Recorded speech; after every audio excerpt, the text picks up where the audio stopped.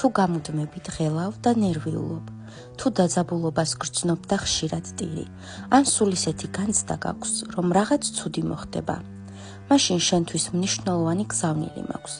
ეს ყველაფერი იმას ნიშნავს, რომ შენში მყოფი პატარა ნაწილი შეშინებული და მიტოვებულია. სწორედ ამ პატარა ნაწილს მინდა ვუთხრა.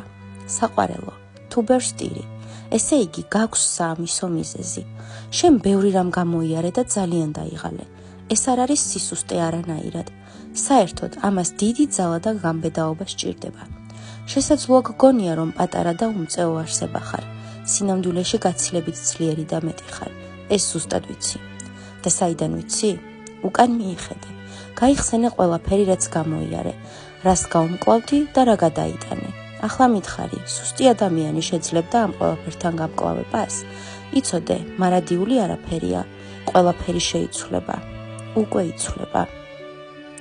თუ ეს ვიდეო შენს გრძნობებს შეეხო და ცრემლიც გამოიწვია შენში, ან მადლიერების გრძნობა გაგიჩნდა, ან შვება იგრძენი, ეს შესაძლოა იმაზე მიუთითებდეს, რომ შენი ნერვული სისტემა დიდი ხნის განმავლობაში სტრესის ქვეშ იმყოფებოდა, საჭიროებდა ბალანსს და რეგულირებას.